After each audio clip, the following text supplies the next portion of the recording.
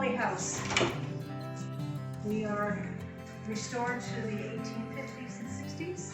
This was the home of Reverend Maccaulay, a pastor of the church next door, St. Mary Magdalene.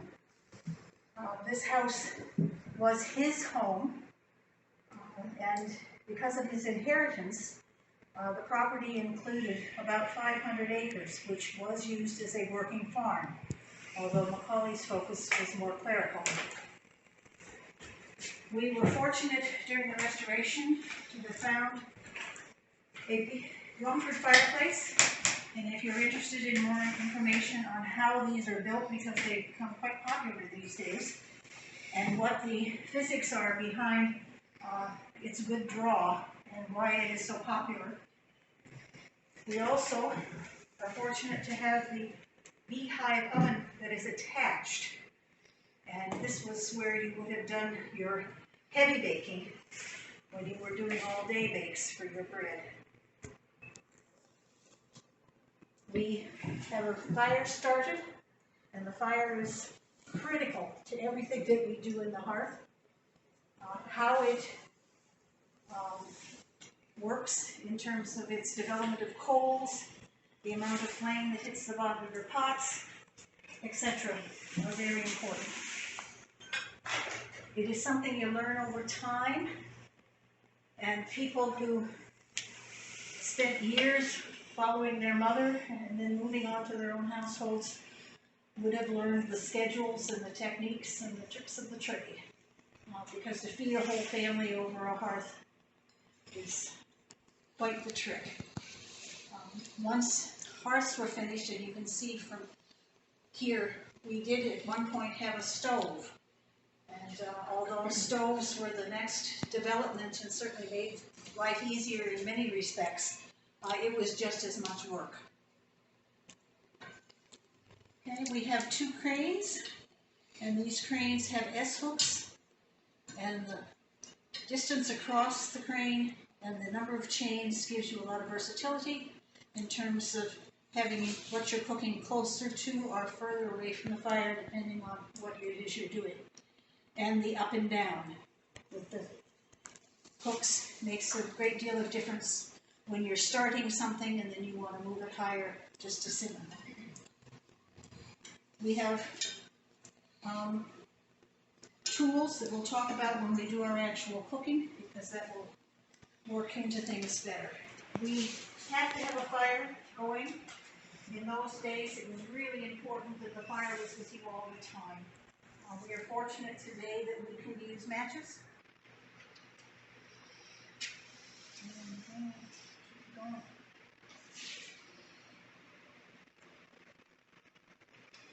I'll bring my big kitchen matches tomorrow.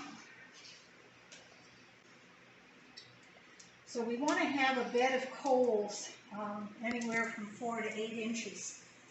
And the heat from those coals and the ash are something that stay with you through all of your cooking. You want to develop coals that you can cook with, and in the older times, they would have had green wood for the cooking and dry wood for getting the fires going. If you organize your time, which was critical in those days, because you had to do things step by step, and if this is all that you relied upon and you were doing all your cooking, how you used the fire was very important. And oftentimes, it was necessary to use your bellows in order to get things going.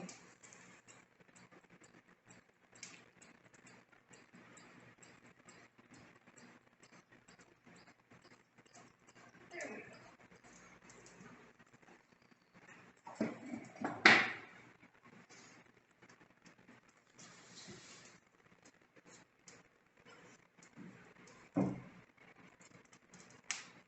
One of the things about a Rumford fireplace, which isn't in my notes, but it's an aside, is the draw. This fireplace was developed specifically for its draw, and that's another one of those things you can find online.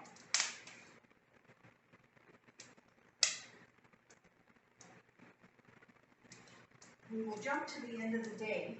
When you're finished cooking, it's important to lay ash on top of your coals to keep your coals going, especially if you're cooking every day. Another one of those things can hold you up dramatically is if you get up in the morning and you have no coals to start the next day's fire. And often you would have to run to a neighbor with your tin bucket and gather your coals in order to start your fire anew.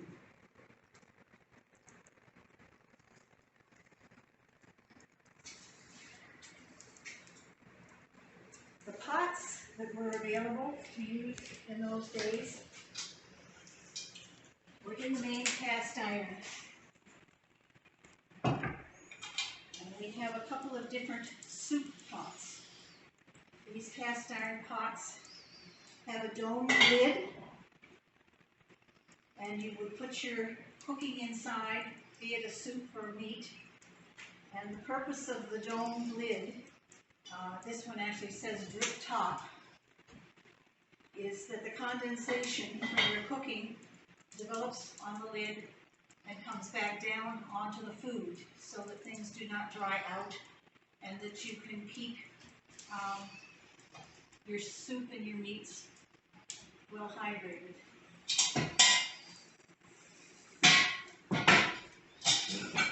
One of your quick cooking is a griddle. You can do biscuits. You could do your bacon if you didn't have a fry pan. Nearly anything that doesn't need to be baked can be cooked on your griddle.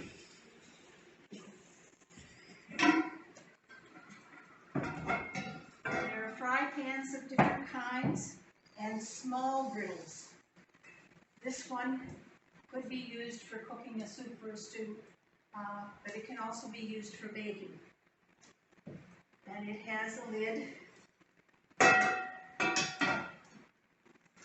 So again, similar to the drip pot, you'd be able to have your condensation, but if you're using it for baking, you can put coals top and bottom.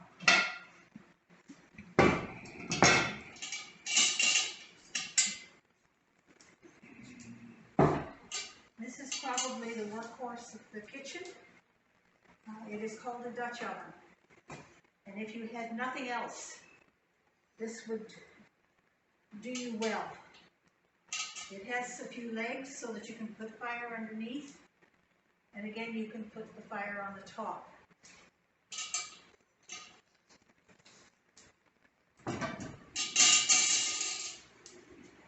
We're fortunate here at Maccaulay to have a double set of cranes. And we have a series of S-hooks, as you can see, which allow you to raise and lower your pots closer or further away from the fire as your cooking method requires. And we can also slide them left and right so that you are right over the fire if you need it, or when you spread your coals, if you're doing 2 or 3 things that are hanging, you can move your simmering pot off to one side, put your griddle in the middle, and cook something else on the other side.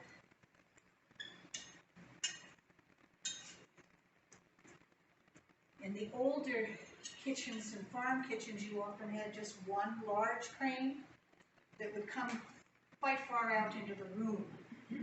And because those fireplaces tended to be larger and didn't necessarily have the draw that this one does, you needed to be well away from the fire.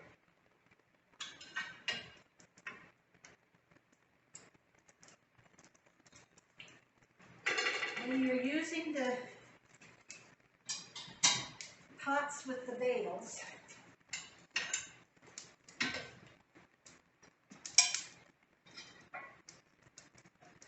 they're the ones that work that way. There are other times when you want to cook outside of the firebox. And in that case, you have a couple of different methods. One is to put something on a trivet, which well want to do if you're frying. And again, you put your fire and coals underneath the trivet and keep moving coals underneath the trivet until you have finished doing your cooking.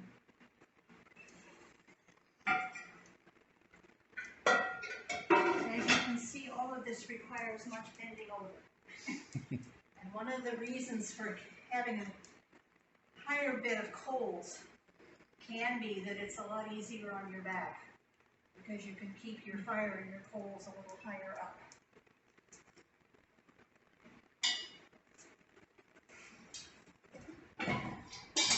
When you're working with the griddle,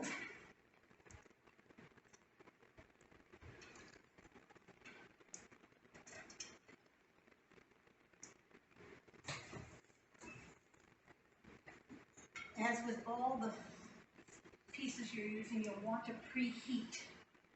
And one of the tricks with the griddle, which tends to gather grease quite easily, is that you rub it down with salt between uses. And the salt pulls away the grease and gives you a good cooking surface in the end. Oftentimes you're using flour as a base, whereas we would use a lot of shortening and oil these days. And again, the salt works well on the top of the cast iron. You use very little soap and water on cast iron when you're using it. And all of the companies that make cast iron will have instructions on how to season. And if you go onto YouTube, there are any number of cooks who have various and sundry ways of seasoning their cast iron.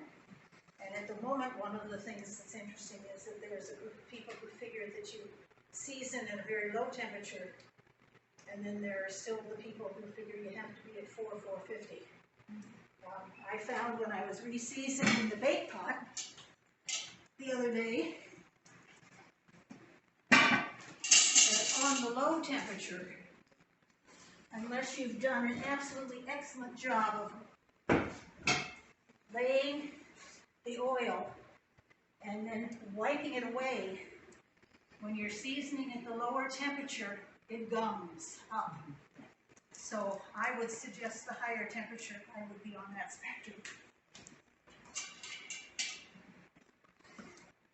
Like I said, the Dutch oven is meant to sit on the hearth, but I have found over time, and because I haven't cooked every day for years, that when you have the heat of the pot, if you're putting things straight onto the metal, you have to be very careful about how you're dealing with your heat. Because if the bottom of your pot on the fire is too hot, you're going to scorch and burn. So I often take a couple of bricks, and after the pot has been heated, I will put it on the trivet as it's a little higher, put the bricks in, and then use a tin baking pan. Put the lid back on, and as you do with this style pot, bring the coals onto the top. And at that point, you will have an oven, and anything that you would normally bake in your home oven for 20 minutes will normally come out this way. So we're going to be doing biscuits this time around, but we have done cornbread, soda breads, etc. And pies are something that are a little tricky. So when we do the apple crisp tomorrow, and we do it over the fire, it will be interesting to see. There will be things that will stick to cast iron, especially if your pot is really hot and your coals are right to it. And they had a couple of utensils that worked very well. This one is made out of little metal rings, and you can rub it on the bottom, and it'll help take those bits that have burnt on away.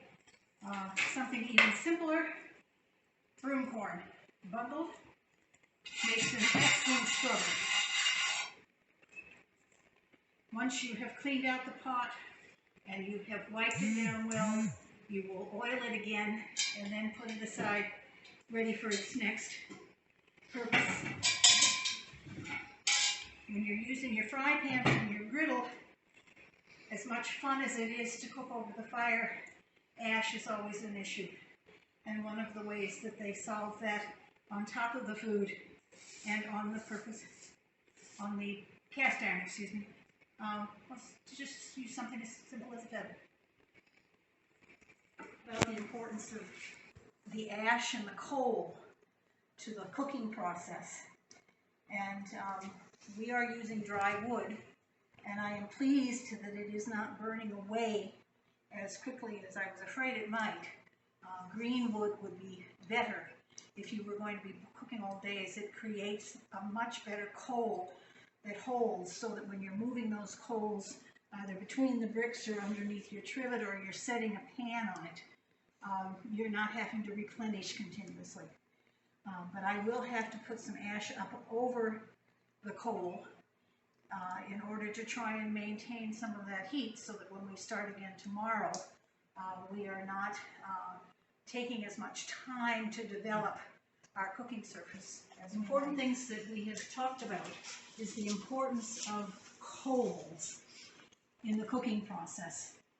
These remnants that hold so much heat, especially when you're using green wood as opposed to dry, are critical when you bring it underneath and then have your pots on top or under the spider.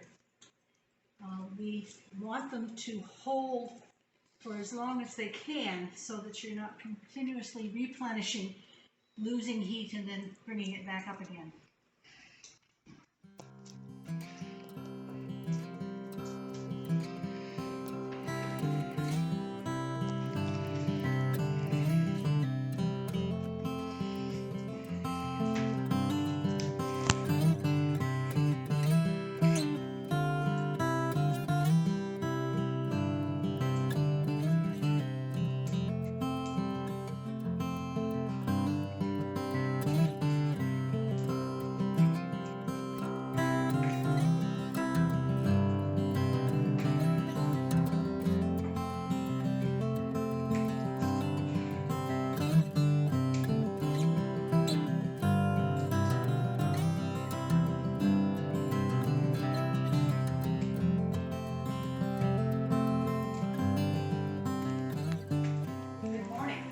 Show you a few of the end of winter cooking things that we could do in the house.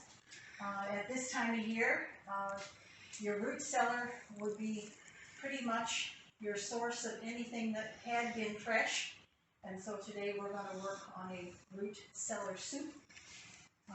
Our ingredients are things that hopefully are still there, and you might find that the vegetables need to be pared a little bit differently than we would today, because once they've been stored for a while, you'll find that things will tend to rot, or the skins will begin to get a bit scarred, and it's not like going into your local grocery store.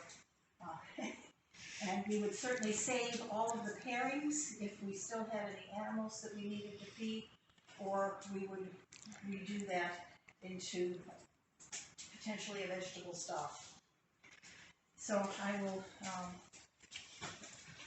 be using our domed lid pot. I'm going to pop her up onto the crane and just get it going. And it has been sitting next to the fire, and already except for the bail, it is pretty hot. So we will get some onions ready. This is a fairly simple soup. It will be made with water, not stock.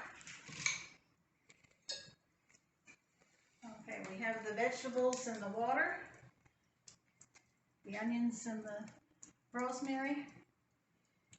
We'll pop on the lid, put her back, onto the heat, and it'll look after itself. We are in maple syrup time, so I thought I would demonstrate some maple biscuits for you that we have enjoyed making in the past. They will not be doing a large maple festival this year, but I understand that all the vendors will be open. And one of the ingredients in this recipe is maple sugar. And we source this maple sugar from Sweetwater Cabinet, which is owned by one of our curators and her husband.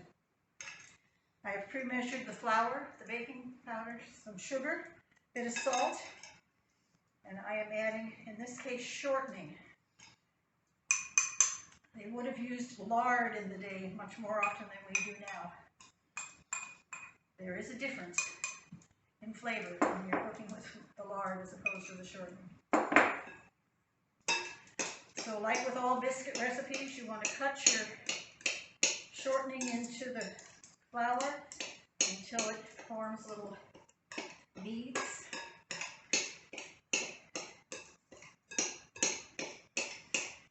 Today we have those nice cutters that we use, but 2 forks or your fingers would certainly work quite well. The board that I'm working on has been created particularly for working with pastries and flours and baking materials. Your rim keeps you from overshooting and dirtying more of your table than is necessary. Like we talked about previously, organization and scheduling, especially if you're doing things for the family or a crowd, which, although this family was often just 2, when it came time to have visitors, they could well have had a house full, as when Reverend Macaulay's brother John and his children and wife came. I'm adding milk to make a soft dough. You'll notice I have some cups on the table. When we have school programming, we remind children that they wouldn't have had all the graduated measuring units that we had, so you would be actually using a cup for a cup, and you would be using teaspoons and tablespoons like you would use at the table. Okay. We'll gather that together. Flour the board a bit.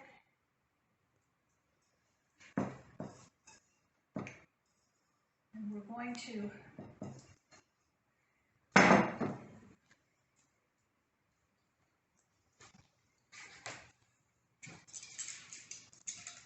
put maple syrup between a number of layers before we get this baking. You can use rolling pins. I tend to use my fingers.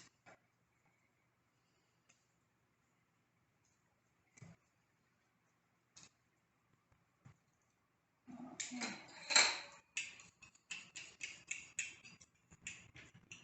See how fine that sugar is.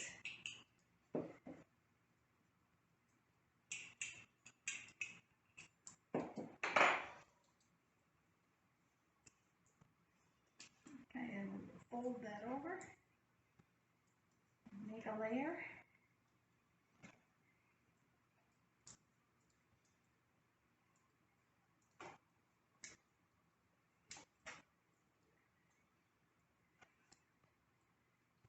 One of the reasons for making this in a flat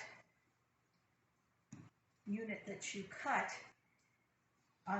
instead of cutting it into biscuits is that you don't have to do any re-rolling of the dough.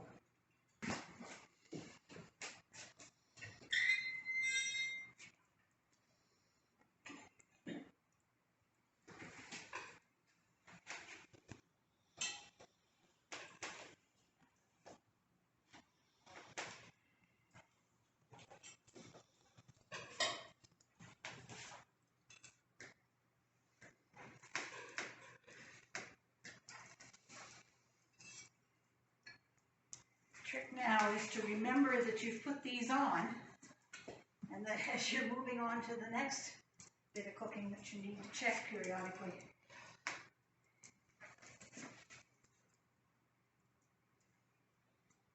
We will move these around and turn them until they are done.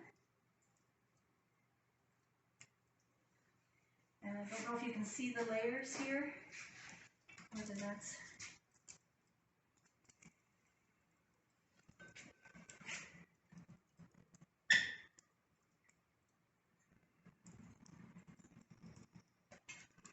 Okay, we're going to move on to biscuits that will go with the soup. They will be cooked in the bake pot. I have set the pot up on a couple of bricks. It has been in front of the fire, preheating.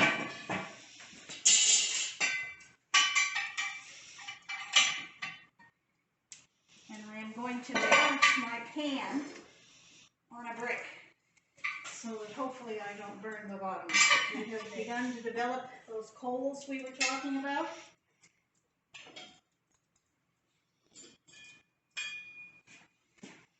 And I'm going to want to get those under the pot.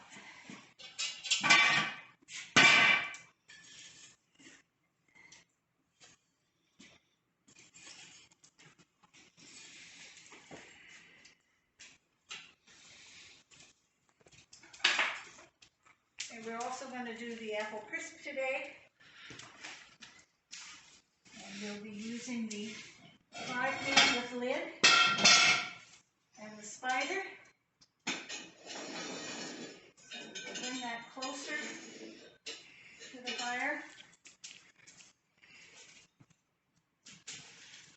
Bring our coals underneath.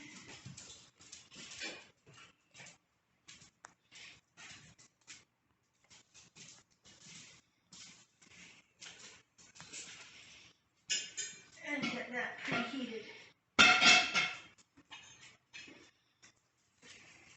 Okay.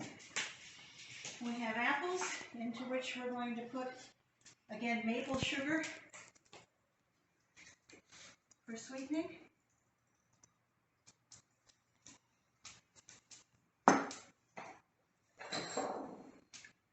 Give that a bit of a dressing.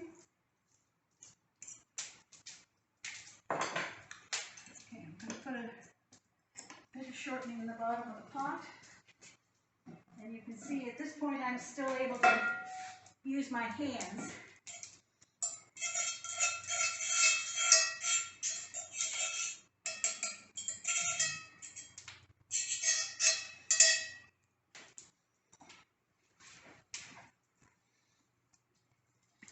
Ooh, you can hear that sizzling already.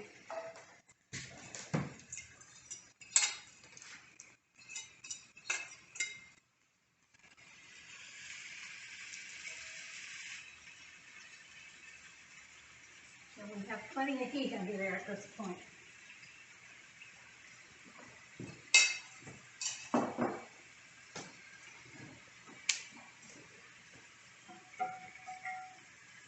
Put our lid on.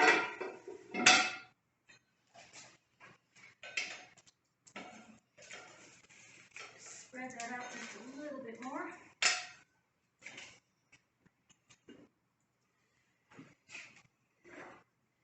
Check our biscuits.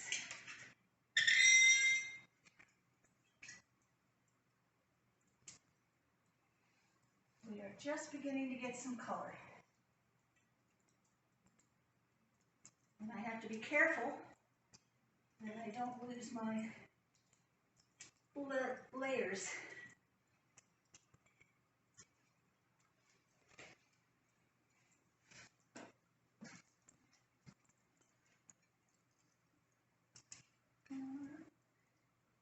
We need to do a little dancing around. And back they go. From time to time we get these lovely puffs of smoke. And that's our romantic idea of the flavor of cooking over the open fire. It can be very pleasant, but again, it has to be tempered. gonna put a little more coal under that pot.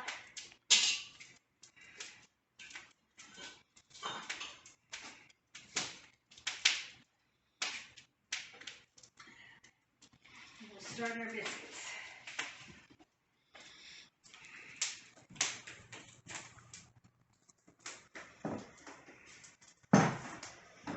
We are flour, cream of tartar, salt, sugar, and baking soda in this particular mixture, and this time we are using butter.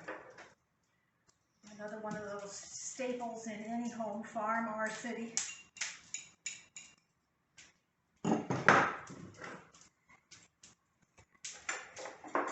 Again, we'll cut the butter in initially and then I'll move to my fingers.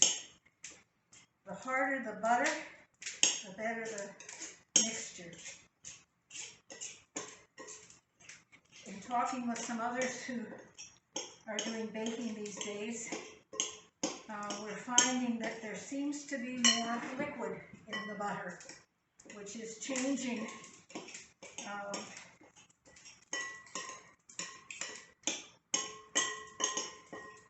your end product.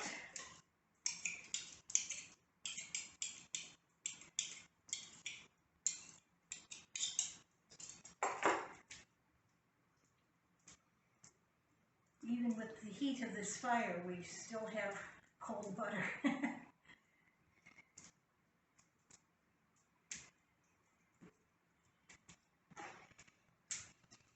And there is more shortening in this mixture than there was in the maple sugar.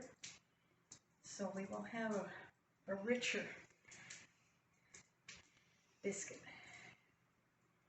Okay, that looks pretty good. Feels good. With practice, everything is done by touch.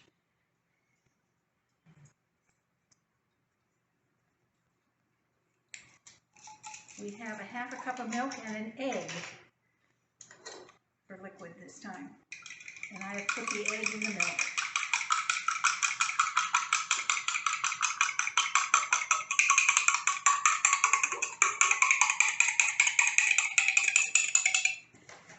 And try and handle it as little as possible. Like with all of these, the more you work it, the tougher it gets. It's a tiny bit sticky at this point, but by the time I've rolled it out with flour, it will have tightened up a bit. Again, you can roll these, but I prefer using my hands.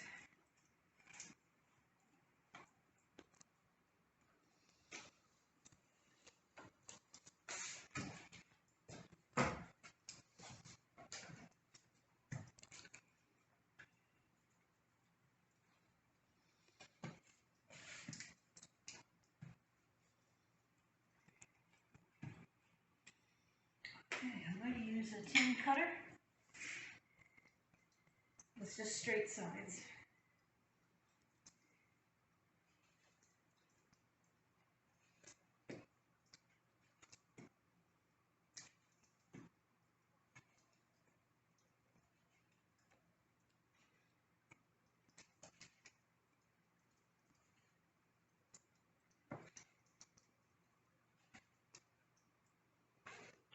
Good dozen there so far. And then we will gather the rest of the dough and continue on. These are going underneath the pot. And we still have certainly the heat of the fire.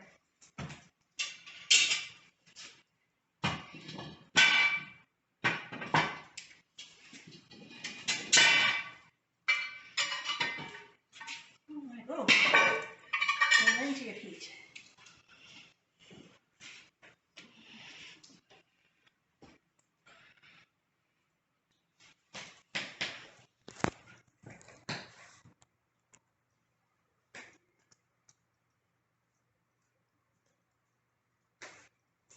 All right, so we definitely have plenty of heat. I'm definitely going to keep the brick there.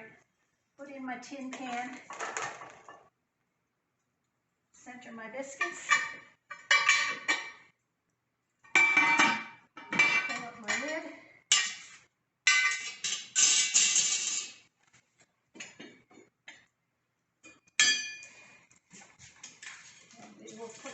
coals on the top.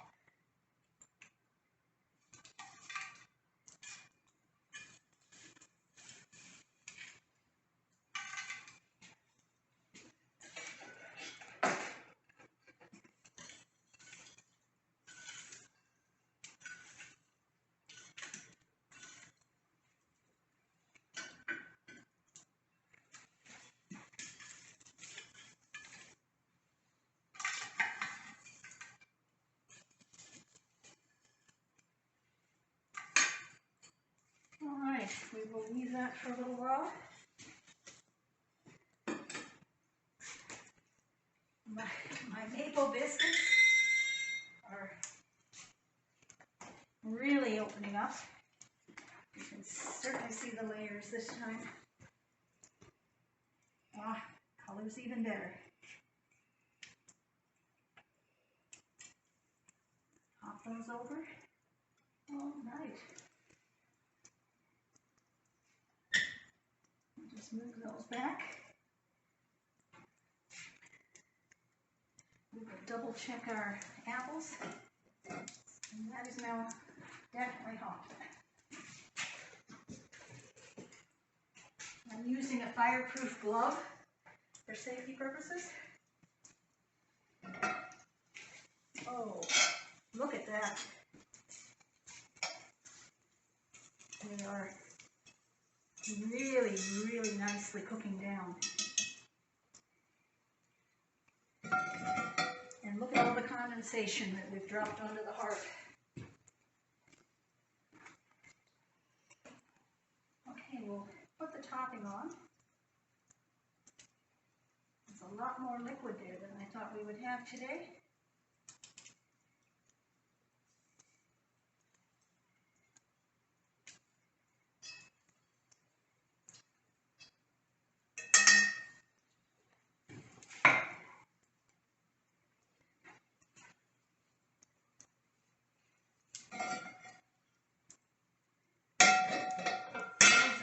Beautifully, so I think we'll pull it away from the fire a bit. You can't underestimate the heat the cast iron pots hold. You can see the smoke coming off of it and the bubbles. Okay. It's coming along very nicely. That will be ready for supper, no question.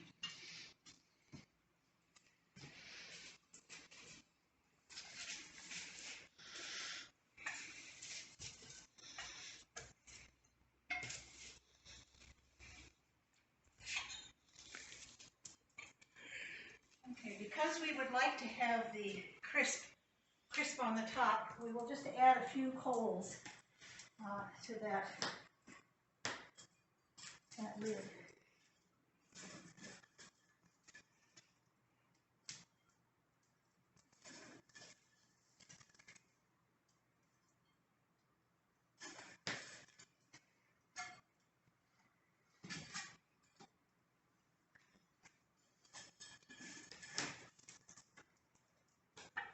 I'll add a bit more coal to that. Check it all the way through. Take a couple of them off, and we'll let you try. You can tell me if they're cooked inside. That's what I'm looking for. You can certainly see the plies. I'm happy with that. Really happy with that.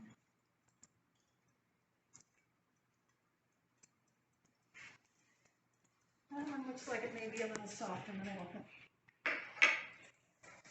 Okay, thank you. Better take a quick peek at these and see whether they're ready or overdone. Oh, I would say those are done. Oh, those are beautiful.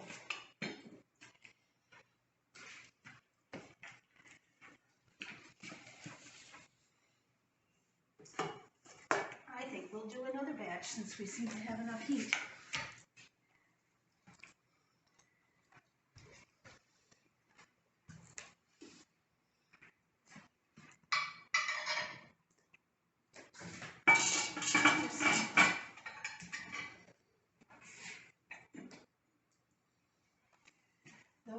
lovely.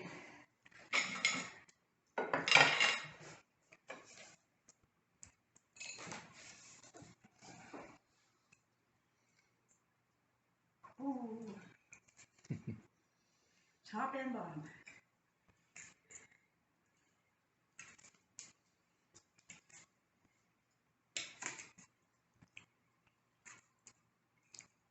When you're cooking on other than your full baking day, when you're using the beehive oven, having the bake pot available is just a blessing, because you can get quite a few things done in not too much time. And the color and the aroma are exactly what you're looking for. Pack them in a little bit more this time. All right.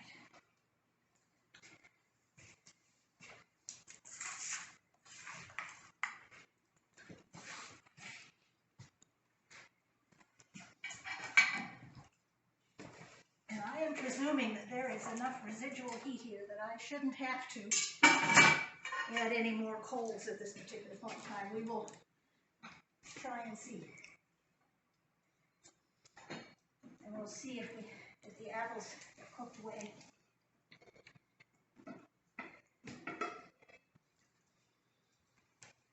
That's beginning to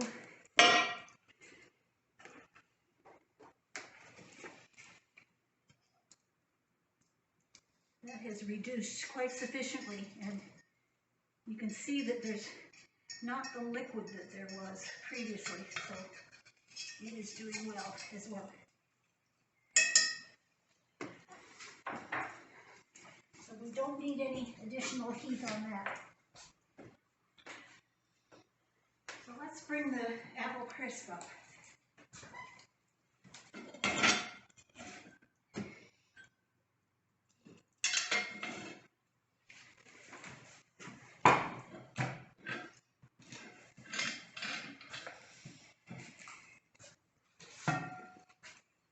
There we are, it has reduced fairly well. It smells divine, something that we won't have over the video. But you can see that it's just beginning to caramelize on the bottom. And the top has soaked up a lot of the maple sugar.